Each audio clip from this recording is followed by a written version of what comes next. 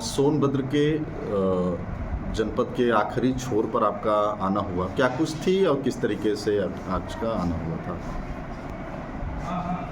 उत्तर प्रदेश राज्य पिछड़ा वर्ग आयोग का उपाध्यक्ष होने के नाते पूरा प्रदेश व्यापी हमारा प्रवास चल रहा है।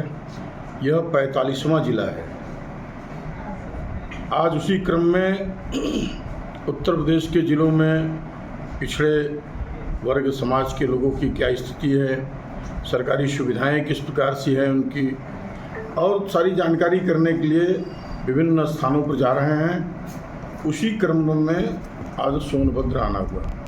सोनभद्र, हम चूँकि मिर्ज़ापुर जनपद के निवासी हैं, इसलिए सोनभद्र मिर्ज़ापुर का भाई है और आज हम अपने भाई का हालचाल लेने के लिए भी आए हैं। भाई किस प्रकार से अपना विकास कर रहा है उसको देखने। और कहा जाता है कि सोनभद्र दूसरा स्विट्ज़रलैंड है। यहाँ सब प्रकार से पिकनिक स्पॉट, घूमने लायक स्थान, रमणीक स्थान, फिल्म की शूटिंग करने लायक स्थान और क्या क्या नहीं है सोनभद्र में, वह सब कुछ सोनभद्र में विद्यमान है। और आज उसी सोनभद्र के भ्रमण पर आना हुआ। जनपद सोनभद्र एक तरीके से देखा जाता है तो आदिवासी बाहुल क्षेत्र के रूप में जाना जाता है, जहां पर अगर राजनीतिक रूप से अगर बात कर लिया जाए तो राजनीतिक रूप से वही चुनाव जीत सकते हैं या जीते जाते हैं जो आदिवासियों पर ध्यान देते हैं। ऐसे में जो सोनभद्र की दशा है, और इसको क्या लगता है कि आने वाले 2027 के चुनाव में किस तरीके से इस पे काम होगा और किस तरीके से रणनीति क्या कुछ बनाई जाती है? माननीय नरेंद्र मोदी जी के आशीर्वाद से, माननीय योगी आदित्यनाथ जी के नेतृत्व में उत्तर प्रदेश में अब जातिवाद का चुनाव नहीं है, विकास का चुनाव है। जहाँ तक सोनभद्र का प्रश्न है तो सोनभद्र में भी अब धीरे धीरे जातिवाद से ऊपर उठ करके, चूँकि यह सुरक्षित सीट है तो उसी कैटेगरी के लोगों को यहाँ चुनाव लड़ाया जाता है।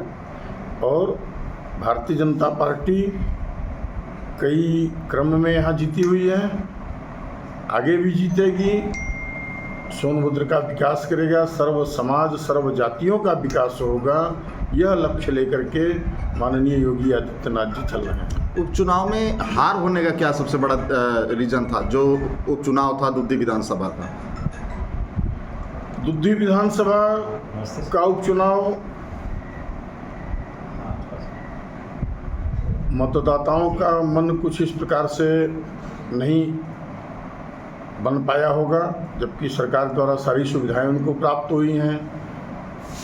आयुष्मान कार्ड मिला, प्रधानमंत्री आवास मिला, रसोई गैस मिला, उज्ज्वला योजना से वो परिपूर्ण हुए। पर विपक्षी कहीं न कहीं वातावरण बिगाड़ने में संविधान खत्म हो जाएगा, संविधान खत्म हो जाएगा, इस प्रकार का जो नारा लगाते रहे, उसके कारण कहीं दिक्कत आई होगी।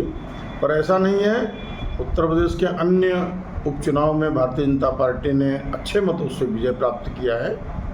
और दुद्धी के लोग जो हमारे प्रत्याशी जो पराजित हुए, तो दुद्धी के सारे मतदाता पछता रहे हैं भारतीय जनता पार्टी को न जिता करके।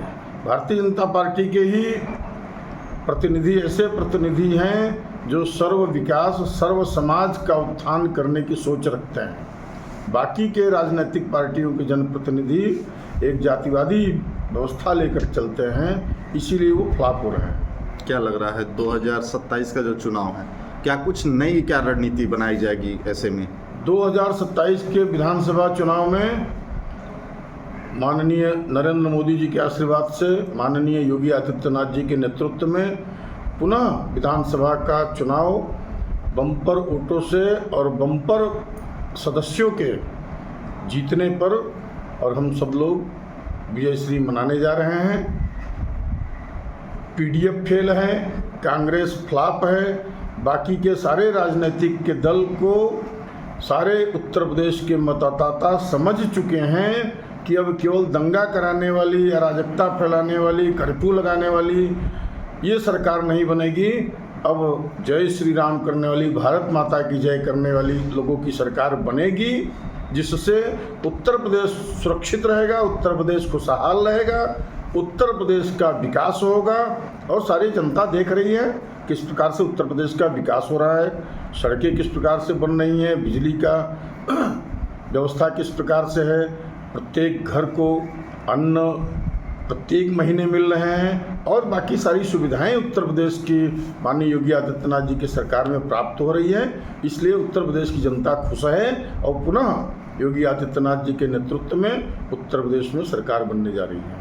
अच्छा, एक और विषय था कि जैसे इसके पूर्व में आप आरएसएस में अपनी सेवा प्रदान करा चुके हैं और ऐसे भी जिसके बाद अब इसमें कर रहे हैं, तो इसमें क्या कुछ लोगों के लिए क्या कुछ आपके तरफ से है कि क्या पहले आरएसएस में थे और फिर इसमें आए, क्या कुछ आपसे सीखा जा सकता है? राष्ट्रीय स्वयंसेवक संघ में मैं 1978 में जुड़ा और आज मैं जो भी हूँ, आज राष्ट्रीय स्वयंसेवक संघ ने हमको जिस प्रकार से बनाया, जिस प्रकार से गढ़ा, श्रेष्ठ कार्यकर्ताओं ने जिस प्रकार से मार्गदर्शन किया, मैं भारतीय जनता पार्टी में आने के बाद उसी को आगे बढ़ा रहा हूँ। और पिछड़ा वर्ग आयोग में होने के नाते मैं अभी तक उत्तर प्रदेश के 45 जिलों के लगभग 80,000 किलोमीटर चल करके और समाज जागरण, पिछड़ा वर्ग जागरण और उत्तर प्रदेश की सरकार की जो भी योजनाएं हैं उसको बताने का काम कर रहा हूं। और प्रत्येक स्वयंसेवक परिवारों में जा कर के मैं उनको, हमारे स्वयंसेवक को भी लगे कि हमारा स्वयंसेवक यदि सरकार में है तो उसका भी गर्व से सीना चौड़ा होना चाहिए, मस्तक ऊंचा होना चाहिए। यही संदेश देने के लिए मैं जा रहा हूं। और मैं ऐसा कभी भी किसी भी प्रकार की बात अपने द्वारा नहीं होने दूंगा कि राष्ट्रीय स्वयंसेवक संघ या हमारे श्रेष्ठ कार्यकर्ताओं का सिर हमारे नाते नीचा हो।